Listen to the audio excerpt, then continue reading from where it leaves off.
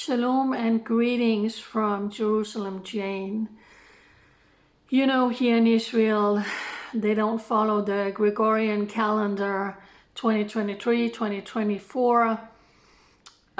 They follow the biblical calendar, but I still want to wish a happy new year to all my friends and followers, prayer partners and supporters around the world. Normally, making a New Year's greeting, it's a festive occasion, but given the situation here in Israel, given the circumstances, it's a little bit, or honestly, it's hard to be festive. It's been a very painful and a very challenging year here in Israel. You can all imagine and you can all understand. It's been a year with so many funerals. Funeral upon funeral upon funeral, broken heart, crushed families, getting the knock on the door. We are sorry to inform you your loved one was just brutally murdered in a terror attack, which happened numerous times this year. I want to show you this photo. Look at these two precious young boys. They were brutally murdered in a terror attack in the beginning of the year when they were waiting at the bus stop with their father. And a Palestinian Arab terrorist just rammed them down. He came with his car. He saw a group of Jewish people waiting for the bus, including these two precious young boys, and he literally just crushed them to death. You can't even express or describe this kind of evil. Only 2 weeks later, these two young, handsome men, they were brothers, also brothers, they were plainly executed when they were out driving in their car in Horara, which is an Arab city out in Samaria, again executed for no other reason than just being Jewish. The same happens in April. This precious, beautiful mother, this is the D family, this precious, beautiful mother, she was out with her two daughters driving, and again, a Palestinian Arab terrorist was just firing into their car, plainly executing mother and two precious daughters. So this is one family that has to bury a mother and two daughters. Later, we had a terror attack here in Jerusalem, in the entrance to Jerusalem, when two terrorists jumped out of a car and they started shooting at people standing at a bus stop, and several people were killed, including a young, beautiful young girl. She was in the beginning of her 20s, and she was actually pregnant with her first child, just plainly executed, standing, waiting for the bus. I'm pretty sure you don't hear about these terror attacks in your mainstream media, wherever you are living around the world. We have these terror attacks and Jewish people are being murdered every year, which I am trying to report about every single time. But Israel surely got on the map for the whole mainstream media and for the whole world on that Black Saturday on Simchat Torah, when 3,000 terrorists armed to the teeth breached the fence between the Gaza Strip and into Israel, and they brutally murdered more than 1,200 people. They didn't just murder them, they mutilated them, they tortured them, they gang raped them. Young women were shot in their vagina, knife stabbed in their vagina, using needles in their private parts. Men was also sexually assaulted. Teenage girls were brutally raped. Babies were being burned alive. Children were being burned alive. Holocaust survivors were being killed. 360 young people were brutally murdered. Many of the young girls was also gang raped and sadistically sexually abused at that music festival, and more than 200 people were taking hostages inside the Gaza Strip. Funeral upon funeral upon funeral, and now the sons of Israel, the people in active service in the army, and more than 200,000 people in the reserves are called up, and they are right now at war in Gaza against ISIS, Hamas, and Islamic Jihad, who perpetrated this heinous assault on Israel and committed all of these atrocities towards the Jewish people here, trying to murder as many innocent civilians, also firing rockets, and they're still firing rockets even today on this Shabbat. So it's a devastating time here in Israel. The trauma, the pain, you can't even fathom. There are still people who will never be identified because, well, they were burned alive, and their remains, you simply can't identify them. There are still people, including babies, being held hostage inside the Gaza Strip.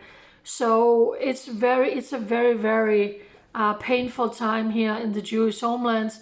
And while all of this is happening, for such a time as this was a defining moment in world history. 2023 is a defining moment in world history, just as the time of the Holocaust. Each and every one of us has shown who we are and what we carry inside. You have shown who you are and what you carry inside when this happens. Because the propaganda, the lies, the indictments, the false narrative, the failing mainstream media has for sure exploded around the world. We are seeing pure Jew hatred around the world in a way that, even though we knew it existed, it is still absolutely shocking. So this is a time where we are all showing who we are and what we carry. What side are you on? My prayer is for 2024, as Israel is heading into that year at war, that the mainstream media, the Red Cross, the UNRWA, world leaders, world organizations, health organizations, governments, nations, some churches, pastors, Christians are going to wake up and dare to stand up and educate themselves and learn the truth about the Holy Land. Not continuing to fall on their faces flat, believing the indictments, the lies, the propaganda, the lies of occupation, the false narrative that the Israeli army is committing genocide inside the Gaza Strip, when in fact Israel is doing everything they can to avoid casualties among civilians, when it was the terrorists inside the Gaza Strip who tried to commit a genocide on October 7. And by the way, Hamas leaders have said, oh, this was just the beginning. We are going to do this again and again. So Israel has no choice but to eradicate these evil forces from the pit of hell inside the Gaza Strip. We know who Hamas is, but again, what is deeply saddening and shocking is to see the amount of support this demonic, murderous terror regime Nazis have around the world when they are walking, marching in your streets, calling for genocide of the Jewish people, being in the Red Cross, being in UNRWA, all of these places who is not doing their job. And you know, some of these terrorists who are surrendering in the Gaza Strip, they are Red Cross workers, they are UNRWA workers. So for such a time as this, I will stand with Israel going into 2024. But I truly hope that the rest of you is going to wake up and start coming against the lies and the propaganda against Israel. It's a devastating time here in Israel.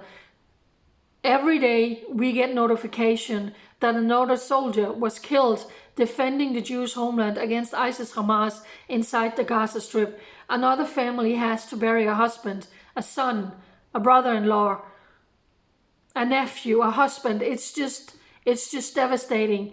All the children who is losing their father, all the families who was brutally executed on that Black Saturday, burned alive, shot to death. It's unbelievable. So I'm really seeking God, and I have been seeking God going into 2024 for the next season in my life. Rumors of war and war. We are just around the corner from Israel being at a full blown scale war. We are already at war with Hezbollah in the north, with Gaza, terrorists in Judea and Samaria, Iranian proxies in Syria, and also the Houthis down in the south. But it can get a lot worse, a full-blown war, if Hezbollah is going to start firing all of the rockets and missiles they have pointed at Israel.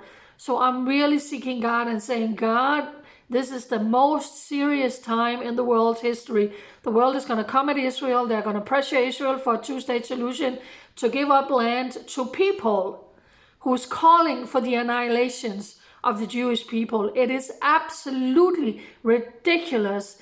So pray for Israel, pray for the Israeli government that they are going to do what they need to do in order to be strong for the Jewish people. Please continue to pray for me. Thank you for those of you who stood with me in 2023 during this very difficult year. Praying for God to do even better. Also praying and saying, God, I know you are with me for this time. I know you have called me to speak the truth out of Israel. I'm calling out my new home. I need a new apartment. I need to have the right people into my life, personally and also work-wise, the one that God has chosen for me for such a time as this, as there is also a lot coming against me, and it's simply too dangerous for me not to live in the right place, not to have the right housing, not to have the right co-workers, not to have the right people in my life. And I also need finances. So for such a time as this in 2024, there are so many evil dark forces moving behind the scenes, because when you touch Israel, you're touching the apple of God's eye. This is a battle between good and evil. We know that.